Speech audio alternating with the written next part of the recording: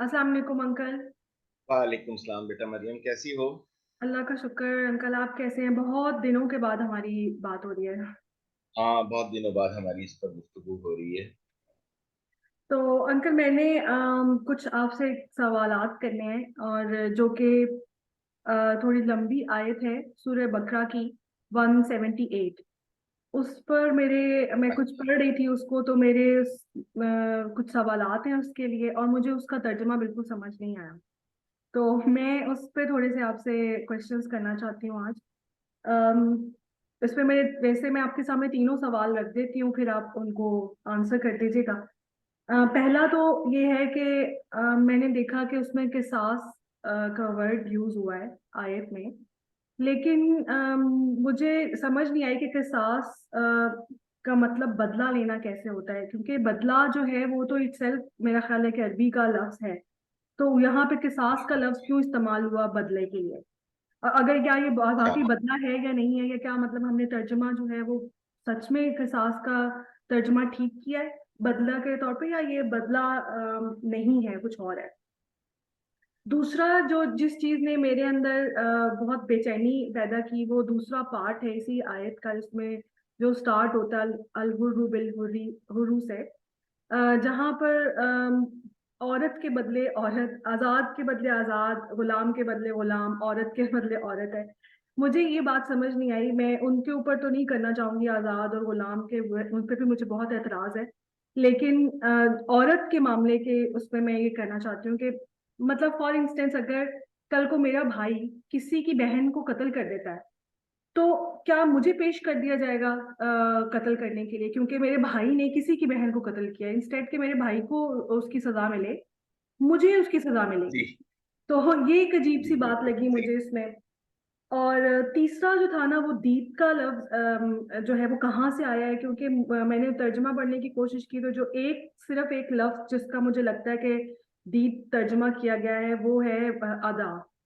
और वो कैसे जी उसका मतलब जो है वो दीप है, और इसका क्या मतलब मेरे लिए ये आयत जो है ना बहुत बड़ा मुअम्मा बन गई है।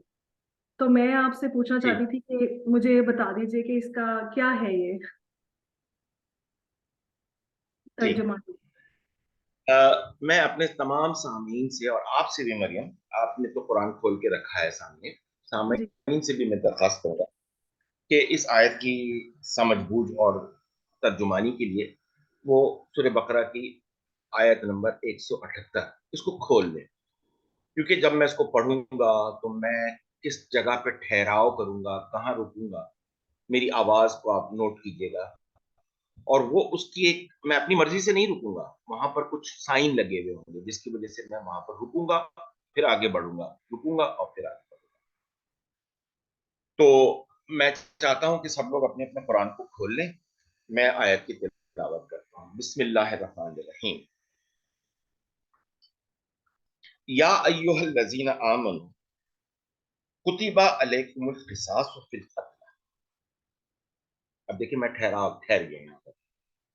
अल हुर्रु बिल हुर्रि वल अब्दु बिल अब्दि वल उनसा बिल उनसा फमन उफिया लहू मिन अखीहि शैउन फित्तिबाउ बिल मारूफ व आदाउ इलैहि बिइहसान ज़ालिका तख़फीफुम मिन रब्बिकुम व रहमह फमन इत्तदा बअद ज़ालिका फलहु अज़ाबुन अलीम। मैं इसकी अगली आयत भी पढ़ देता हूँ। वलकुम फिल क़िसासि हयातुन या उलिल अलबाब लअल्लकुम तत्तक़ून। इससे पहले कि मैं इसकी तर्जुमानी में जाऊं और एक एक लफ्ज आपको समझाऊं, आप अल्लाह ताला सुबहान ताला के पैटर्न को जरा देखिए। जी स्वयाम की जो आयत थी उसमें भी या अय्युहल्लज़ीना आमनू कुतिबा अलैकुमुस सियाम से बात शुरू हुई जी। और उस आयत की एंडिंग हुई थी लअल्लकुम तत्तकून। हम्म। सुभान अल्लाह। ये देखिए, इस आयत की भी इब्तिदा या अय्युहल्लज़ीना आमनू कुतिबा अलैकुमुल क़िसास से शुरू हो रही है। अगली आयत जो है लअल्लकुम तत्तकून पे खत्म।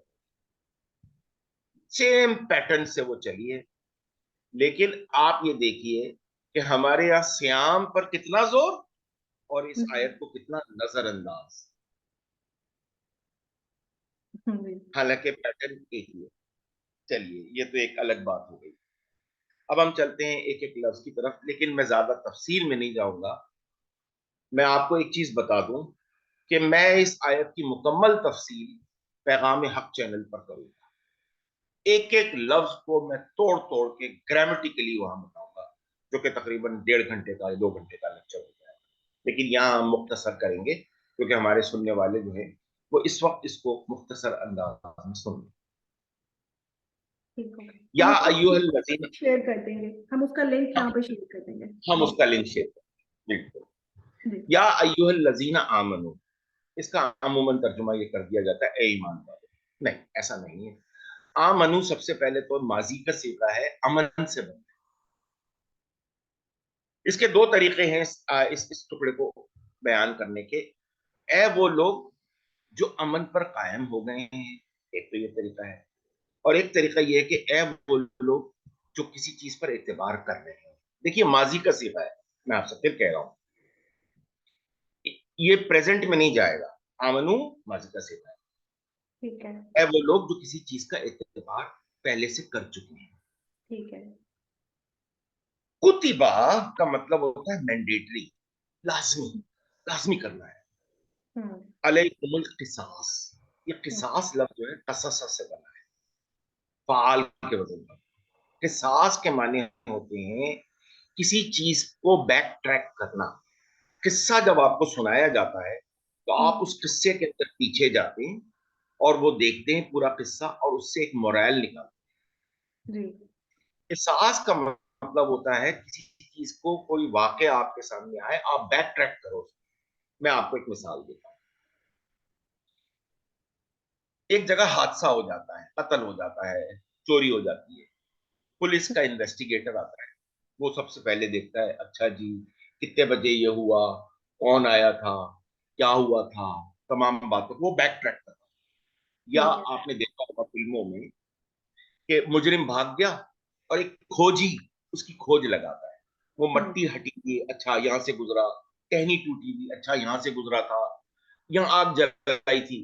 ये क्या कर रहा है, वो बैक ट्रैक कर रहा है और उस मुजरिम तक पहुंच रहा हम्म। है। ये अल्लाह ताला फरमाते हैं कि देखो, तुम पर ये लाजिम है कि तुम बैक ट्रैक करो। किसमें? कत्ला। अब कत्ला एक इतना बड़ा वर्ड है, जिसे मैं इंग्लिश का एक वर्ड बोलूंगा और फिर उर्दू में ट्रांसलेट करूंगा। जी। कत्ला कहते हैं कोमोशन को। कोमोशन पता है क्या है? तू मैं से बात शुरू हो हम्म। और छुरी चाकू तक आ जाए। अच्छा। कोमोशन। हाँ, बात किससे शुरू हुई है? जबानी कलामी बदतमीजी से। हम्म। और फिर लोगों ने बंदूकें निकाल ली, छुरियां निकाल ली। हम्म। उसको कहते हैं कत्ला, कोमोशन।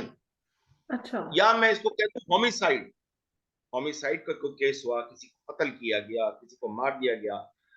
इन्वेस्टिगेटर क्या करता है? मोटिव मालूम करता है, तमाम औकात देखता है कि जी मर्डर कितने बजे हुआ, कौन आया था, किस किस से ये मिला था, इसका फोन रिकॉर्ड दिखाओ। वो क्या कर रहा है?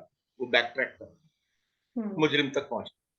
हम्म। अल्लाह सुब्हानहू तआला हमसे फरमा रहे हैं कि देखो, वो जो इस बात पर एतबार करते हो कि ये अल्लाह की किताब है, जब भी तुम्हारे सामने कोई कमोशन का, कोई कत्ल किताल का, कोई लड़ाई झगड़े का केस आए, उसको बैक ट्रैक करना।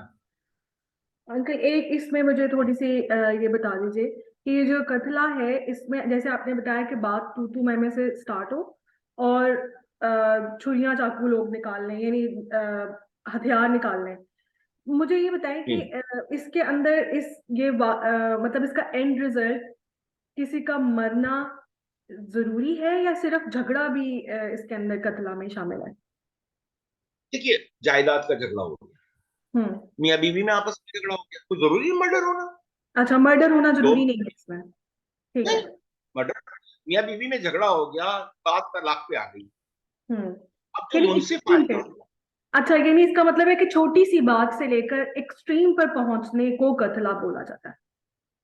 इसमें हर चीज शामिल है। मैंने कहा ना, तू मैं से लेकर और कत्ल तक। ठीक है। अब इसमें थोड़ी सी मुक्केबाजी भी हो सकती है, छुरियां चाकू भी चल सकती हैं, फायरिंग भी हो सकती है, और सिर्फ बात जो है जबानी कलामी बदतमीजी से चल सकती है। हम्म। ठीक हो गया। ठीक है। अच्छा, अब इसके बाद आप देखिएगा जहां मैं रुका हूं, एक छोटा सा टोई बना हुआ है, या जी आपकी कुरान में किल्ला लिखा हुआ हो, जी। किल्ले, यानी बात यहां खत्म हो गई, सेंटेंस यहां खत्म हो हम्म। गया। अब जो लफ्ज आ रहे हैं, ये तीन लफ्ज जोड़े के साथ, ये क्या कर रहे हैं, ये जरा देखिए। अल हुर्रो बिल जी। हुर्रे। अब हुर किसे कहते हैं? आपने अक्सर सुना होगा, ये हुर्रियत की तहरीक है, ये तो हम्म। बड़ा हुर्रियत पसंद है। हम्म। तो क्या वो आजाद कहते हैं हम उसको? हुर्रियत की तहरीक को हम क्या कहते हैं? आजादी की तहरीक, या हुर्रियत पसंद। मैं कहूं अल्लामा मशरिकी बड़े हुर्रियत पसंद इंसान थे, हम्म। तो इसका मतलब है पहले वो गुलाम थे? नहीं ना। नहीं। हाँ हुर जी। का मतलब होता है, हुर का मतलब होता है आजादी। अब आजादी किस चीज की है? ये आजादी है जहन की। जहनी आजादी, ओपन हाँ। माइंडनेस, ओपन माइंडनेस, खुले जहन वाला, वही हम्म। हुर्रियत पसंद होता है ना। उसी को माशरे की बुरी चीजें बुरी लग रही होती है, और वो हुर्रियत पे आता है। हम्म। अल हुर्रो बिल हुर्रे। अब मैं इसकी डिटेल में नहीं जाऊंगा कि ये एक पे पेश है, एक पे जेर है, ये किस तरह बना, लेकिन मैं आपको फिर बताता हूं। अल हुर्रो, एक ओपन माइंडेड इंसान। हम्म। बिल हुर्रे, बा का मतलब होता है विद। हम्म। इन्होंने सब में तर्जुमा किया है बे का साथ के बजाय बदला। अच्छा, तो बे तो हमेशा बे का मतलब तो विद होता है। विद। इन्होंने क्या किया? आजाद के बदले आजाद, गुलाम हम्म। के बदले गुलाम, औरत के बदले औरत। ये बदले कहां से लाए? बे का मतलब बदले होता है। हम्म। बदल तो खुद अरबी का लफ्ज है, तबादिल, तब्दील। हम्म। युबद्दिलो तुबद्दिलो, कितनी दफा कुरान इस्तेमाल कर रहा है। हम्म। ये बे का तर्जुमा बदला कर देते हैं। हम्म। अब ये हर लफ्ज क्या हुआ? Open minded person with hmm. Open mindness, खुले दिमाग का इंसान, खुले दिमाग के साथ। अच्छा। हाँ। हम्म। अच्छा। अब दूसरा लफ्ज, वल अब्दो बिल अब्दे। अब अब्द कौन होता है? मेरा वो जो लेक्चर है मूसा के चैनल पे अब्द के ऊपर, आप जरा सुनिए। अब्द वो शख्स होता है जिसके पास फ्री विल होती है। अब्द का ऑपोजिट है गुलाम। अच्छा। देखिए, ये इन्होंने गुलाम बना दिया, अब्द को गुलाम बना दिया। अब्द तो वो होता है जिसके पास इख्तियार होता है फैसला करने का, सही करूं या गलत। अच्छा, तो हम जो जी। कहते हैं कि अब जो है हम अल्लाह के अब हैं, तो अल्लाह इसका के, मतलब ये है मतलब इसको हम फिर कैसे डिफाइन करेंगे अंकल? अल्लाह के अब्द के होने का मतलब ये है कि आप एक फ्री माइंडेड इंसान हो, हम्म। आपके पास फ्री विल है। फ्री विल है। आप हम्म। अल्लाह को अल्लाह मानो या ना मानो, दोनों सूरतों में आप अब्द हो। अच्छा। फरमानी करने वाला भी अब, ना फरमानी करने वाला भी अब। अच्छा। ये आपकी मर्जी है, क्योंकि आपको फ्री विल दी गई है। गुलाम के पास फ्री विल नहीं है। उसको आप रात को 12 बजे कहेंगे ना कि मुझे बिरयानी बना के खिलाओ, तो वो मजबूर है। उसके पास फ्री विल, वो आपको मना नहीं कर सकता है। लेकिन हम्म। अब के अंदर ये लाजमी है कि आपके पास फ्री विल हो, आप उस चीज को तस्लीम करें या रिजेक्ट करें। हम्म। तो अब ये लफ्ज क्या बना कि एक आजाद मर्जी वाला इंसान, उस पर कोई प्रेशर नहीं हो। अब फ्री मैं विल फैसला है। करने जा रहा हूं, मैं जज हूं, मुझ पर प्राइम मिनिस्टर का प्रेशर है, मुझ पर इलेक्शन कमीशन का प्रेशर है, मैं फैसला कर सकता हूं? नहीं। ये कहा जा रहा है कि एक यानी ऐसा फ्री विल। इंसान, हाँ, एक ऐसा अब्द हो जिस पर किसी किस्म का प्रेशर ना हो, ताकि वो हम्म। मामले की तह तक पहुंचे। हम्म।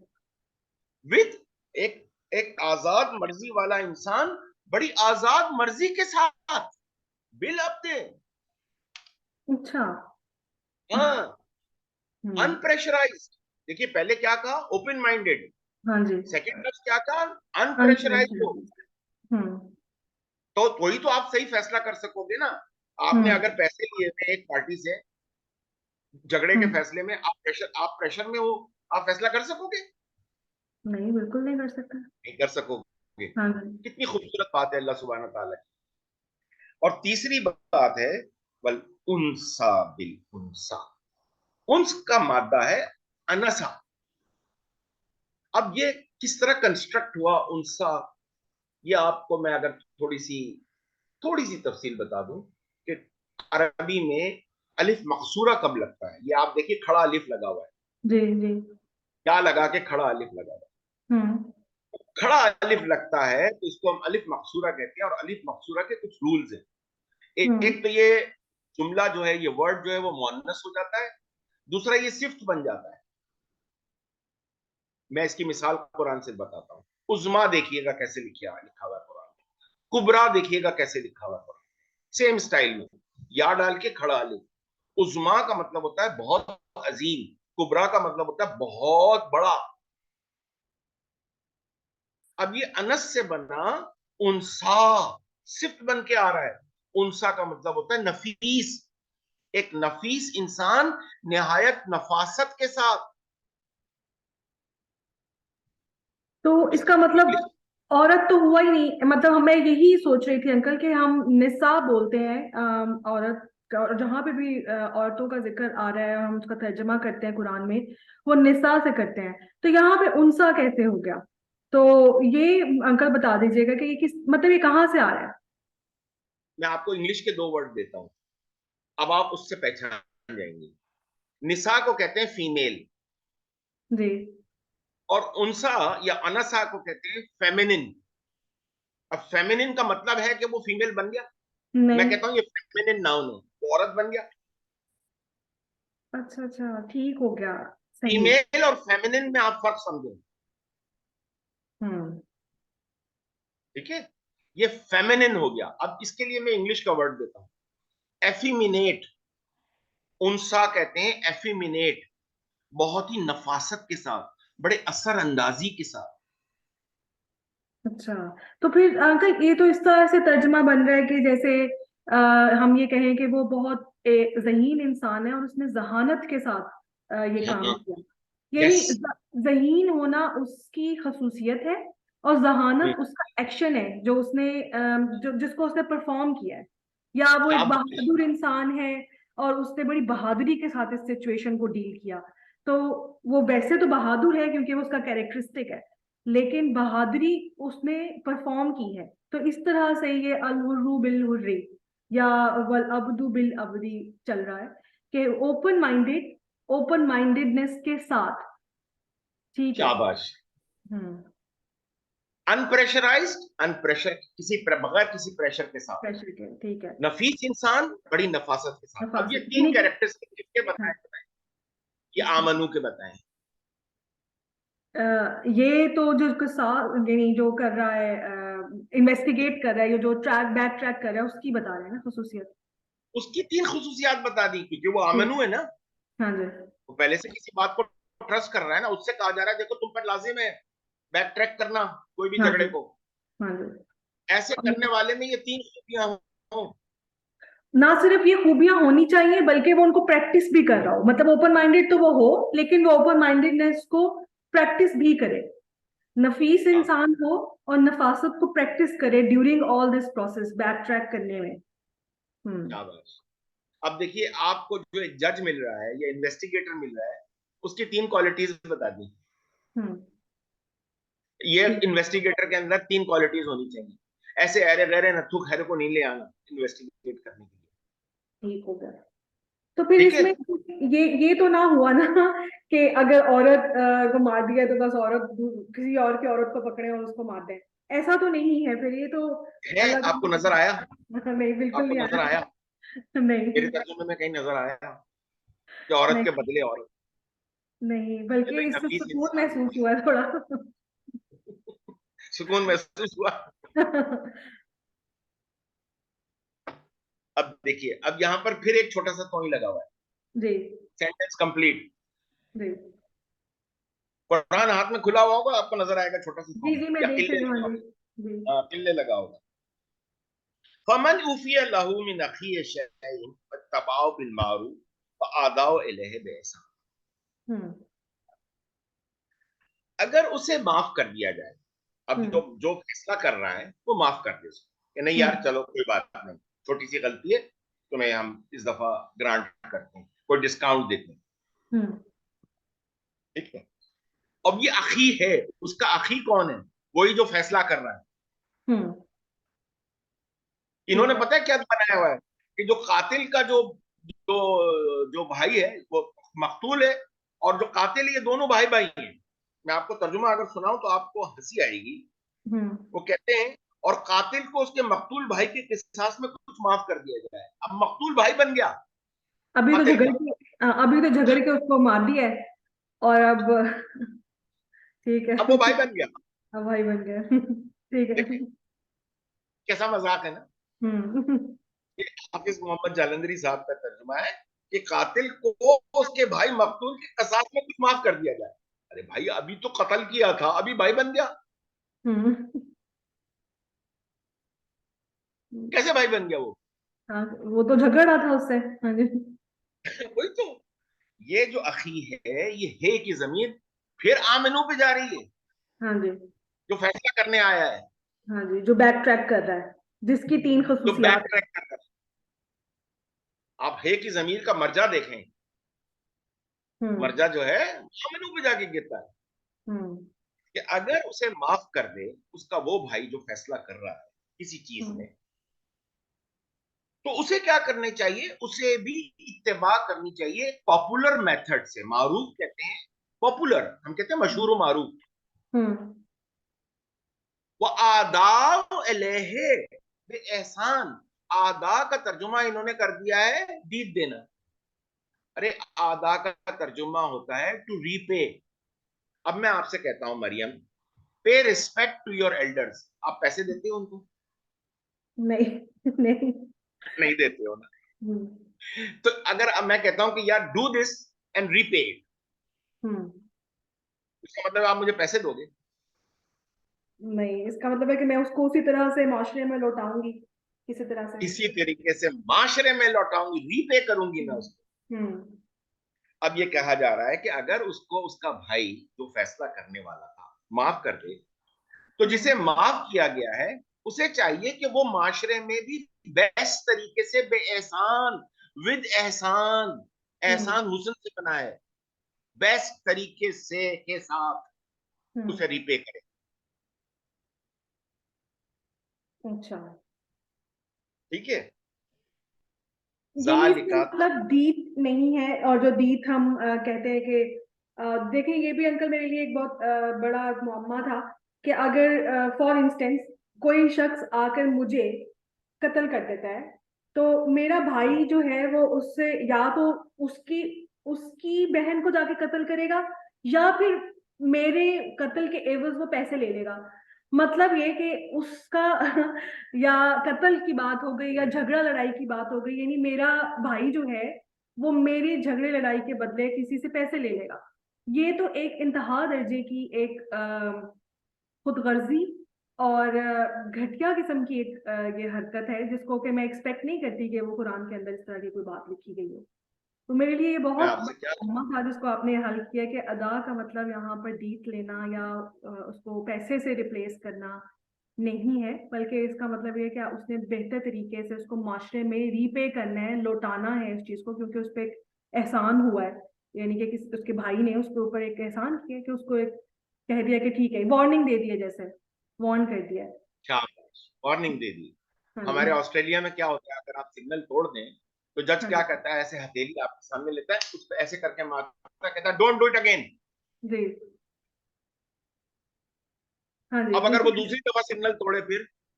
तो फिर उसको जुर्माना होगा ना, फिर तो होगा हाँ, डबल जाहिर। जुर्माना।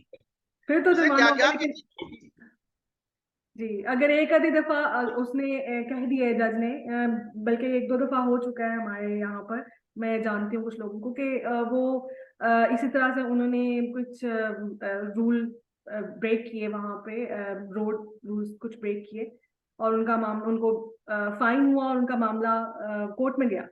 तो उन्होंने जज ने उनको सिर्फ एक वार्निंग देकर छोड़ दिया। तो इसका मतलब है कि नाउ उनको अब रीपे करना था मुआशरे में, अपनी हरकत को ठीक करके दोबारा ऐसी हरकत नहीं करनी, कोई रूल ब्रेक नहीं करना। तो वो वेरी वो गुड। अदा है एक्चुअली में। इसका मतलब है वो कि वो उसको आदा रीपे। है। हाँ जी, वो अब वो दोबारा अगर ऐसी हरकत करेंगे तो फिर उनको माफी नहीं मिलेगी, क्योंकि उनको वार्निंग पहले मिल चुकी हुई है। वो अगले जुमले में आ रहा है, अगले जुमले में आ अच्छा रहा है। आप अच्छा। देखिए कैसा ये रिलेट हो रहा है आज की दुनिया से। बिल्कुल, हाँ जी। इस्लामिक रिपब्लिक ऑफ ऑस्ट्रेलिया में कैसा रिलेट हो रहा है।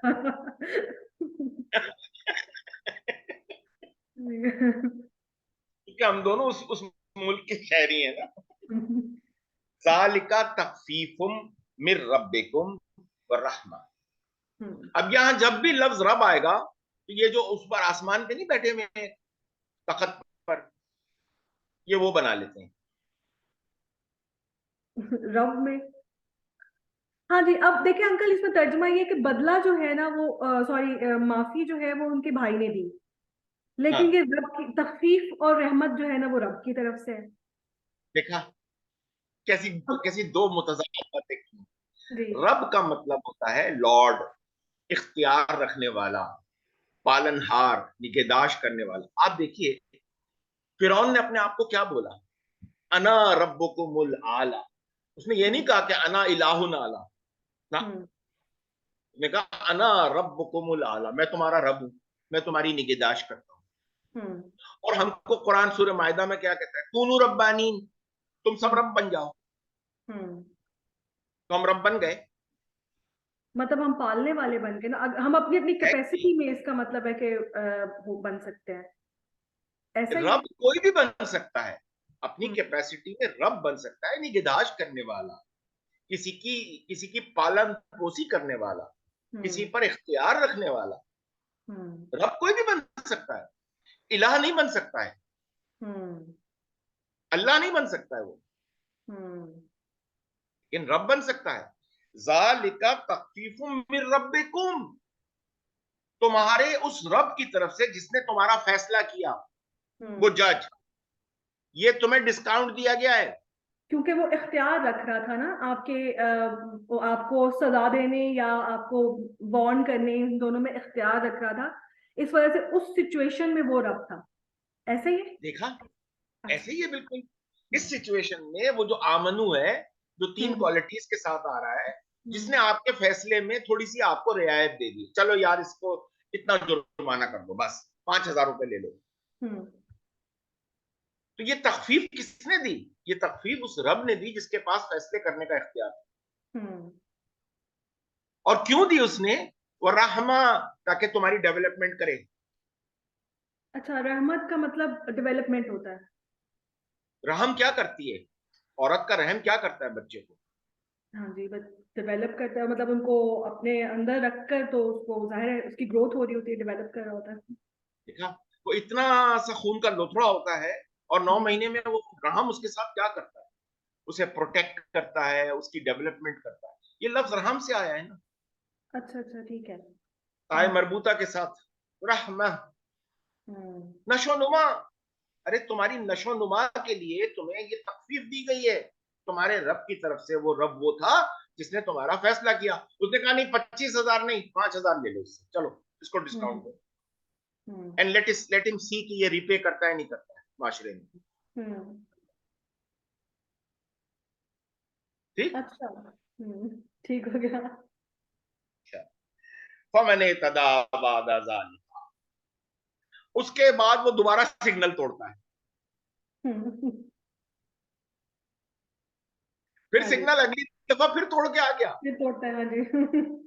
फिर कोर्ट के पास आ गया। कोर्ट के पास पहले ही एक केस था कि यार इसको जज ने माफ कर दिया, हम्म ऐसे करके कहा don't do it next time, okay. Hmm वो हम्म नेक्स्ट टाइम फिर आ गया। हम्म। अब क्या करेगा जज? अब उसको फलहू अज़ाबुन अलीम। हाँ जी, अजाबुन अलीम, अब उसको जुर्माना भी होगा, उसके 3 पॉइंट भी कटेंगे लाइसेंस में जनाब, से। बड़ी सख्त तकलीफ होगी अब उसको, हाँ जी। बड़ी पेनफुल होगी वो। हम्म आ गई बात समझ में? अब मैं इसका रवां तर्जुमा करता हूँ। पूरी आयत एक ही दफा में मैं आपको उर्दू में बताता हूँ। हम्म वो लोग जो पुरअमन हैं, या वो लोग जो किसी बात का एतबार करते हैं, उन पर लाजिम है कि वो मुकम्मल तफ्तीश करें कत्ल कताल या लड़ाई झगड़े के फैसले। हम्म एक खुले दिमाग वाला खुले दिमाग के साथ, एक बगैर दबाव वाला बगैर दबाव के साथ, और एक नफीस इंसान नफासत के साथ।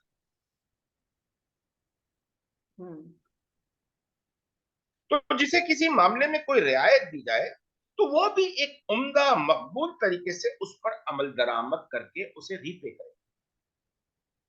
ये रियायत उस इख्तियार रखने वाले रब का फैसला है कि या फैसले उसकी जानिब से है, ताकि तुम्हें तरक्की दी जाए।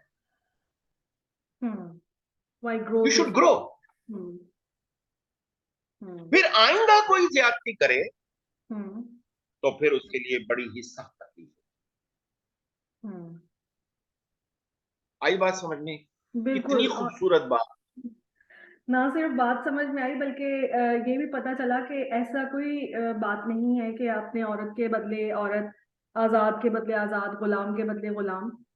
गलती करे कोई और भरे कोई वाला, ये वाला सिलसिला मुझे लगता था। लेकिन यहाँ पर ऐसा कुछ नहीं है। और आपने अपने किए की जो है ना वो भुगतनी भी है। और आपका फैसला करने वाले शख्स के अंदर 3 कैरेक्टरिस्टिक्स होने चाहिए, और उनको उन कैरेक्टरिस्टिक्स को वो प्रैक्टिस भी कर रहा हो।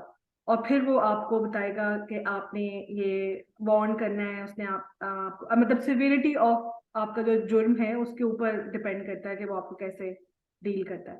अंकल मैं इसमें थोड़ा सा और आपसे, मेरा ख्याल है हम नेक्स्ट टाइम ही करेंगे इसको। लेकिन मैं ये पूछना चाहती हूँ कि ये जो 2 की 183 है, जो यानी कि सूरह बकरा की 183 जो है, वो इसी की एक्सटेंशन है।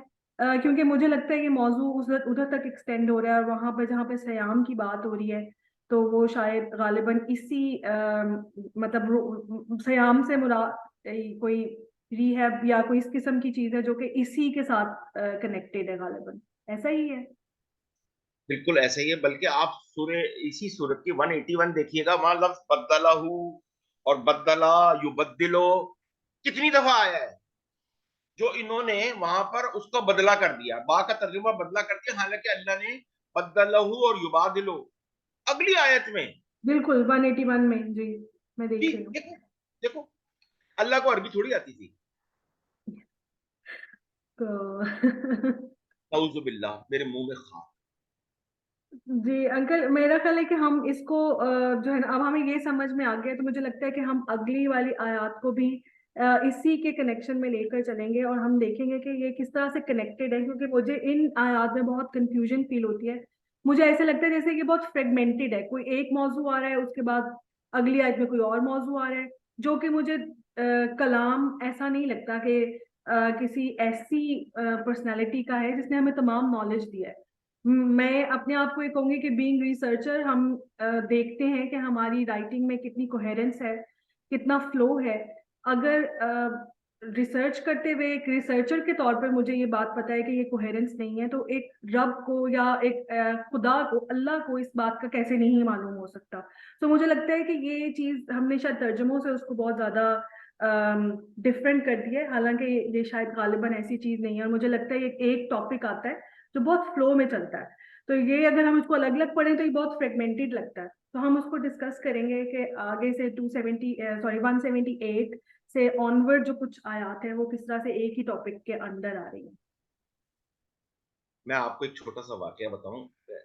पाकिस्तान आया हुआ हूँ, यहाँ पर मेरे पास एक साहब आए, बड़े पढ़े लिखे इंसान, किसी कंपनी में डायरेक्टर है, मुझसे मिलने आए। तो मैंने उनसे पूछा, आपने कुरान पढ़ा? कहने का हाँ पढ़ा।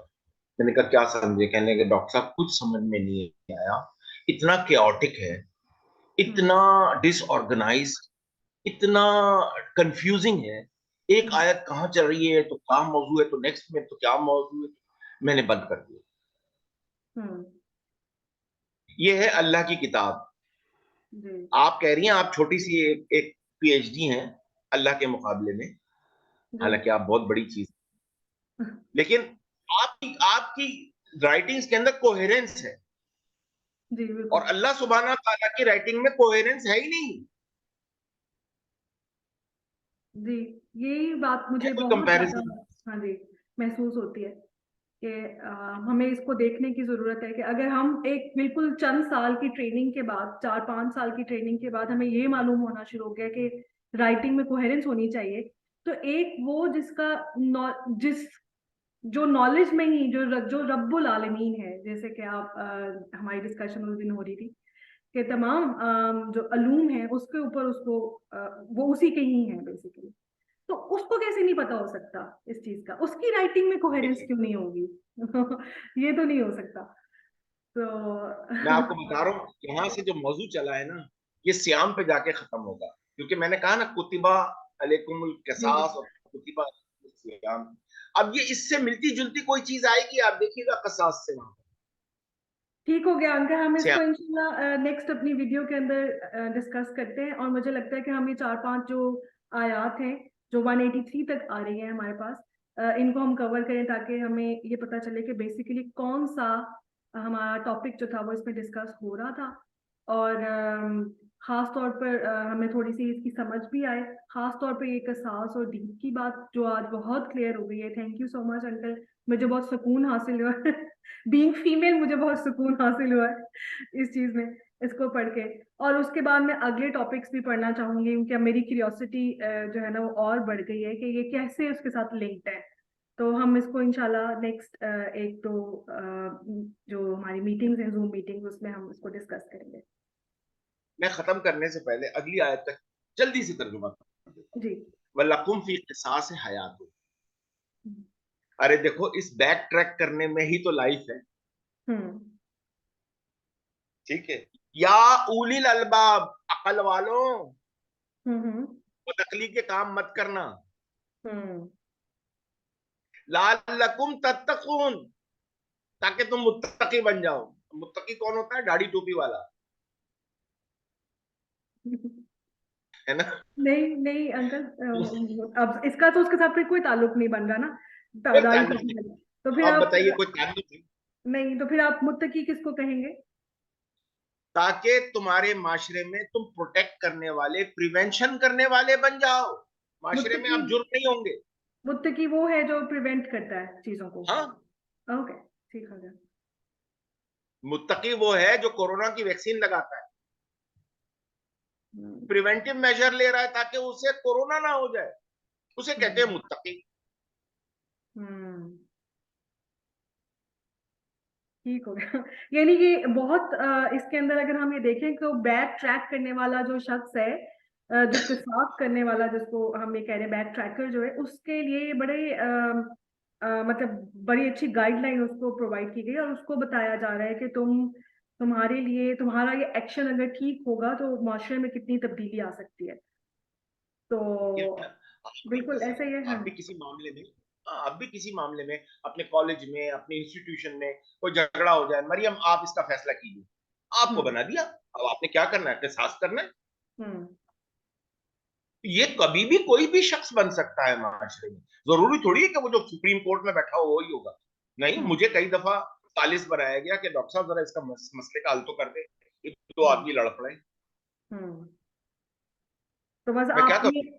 आपने ओपन माइंडेडनेस के साथ और विदाउट एनी प्रेशर और बहुत नफासत के साथ आपने एक फैसला उनको करके देना है, जिससे कि माशरे में बेहतरी पैदा हो सकती हो, जो इसमें आपको उम्मीद हो कि माशरे में बेहतरी पैदा होगी। वो आप उसको उस वक्त सजा दें या आप उसको उस टाइम पर जो है ना कह दें, वार्निंग दे दें सिर्फ, तो वो आपको ये पता होना चाहिए कि वो किस हद तक है, because you are open minded, क्योंकि आपके पास वो कैरेक्टरिस्टिक मौजूद है कि आप प्रेशर में भी नहीं है और नफीस इंसान के तौर पर हैं आप।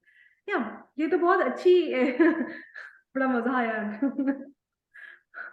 मरियम, मैंने आपको बताऊं, मेरी जिंदगी में कई दफा हुआ है और मैंने उन दोनों से कहा चलो एक दूसरे को सॉरी बोलो, हक करो, गले मिलो, आइंदा नहीं करना। कोई सजा नहीं दी किसी को। हालांकि उसको मुक्का भी मारा था, उसके साथ उसकी कमीज भी फाड़ दी थी। नहीं, चलो सॉरी बोलो, पहले तुम सॉरी बोलो फिर ये सॉरी बोलेगा। चलो हक करो। ऐसा नहीं होता है? बिल्कुल होता है, कई दफा ऐसा होता है जिंदगी में। तो अल्लाह की बात ऐसी नहीं होगी। आप आसमान से कोई चीज लाओगे? मैं यही तो कहता हूं कि कुरान में क्या लिखा हुआ है, वही तो लिखा हुआ है जो आपके आपके रोजाना प्रैक्टिस में। बिल्कुल। इसमें कौन सी आसमान की कोई ऐसी महाभारत साइंटिफिक चीज, रॉकेट साइंस लाके बयान की गई है? नहीं, हाँ ये जी। है कुरान। ठीक हो गया, थैंक यू अंकल। और इंशाल्लाह अब हम जो है ना अगले जो उसकी आयात हैं उनको भी हम करेंगे ताकि हम इसको इस टॉपिक को पूरा कवर कर सकें। बिल्कुल बिल्कुल। चलो, मुझे खुशी हुई कि तुम्हें आज बात समझ में आ गई। Thank you uncle.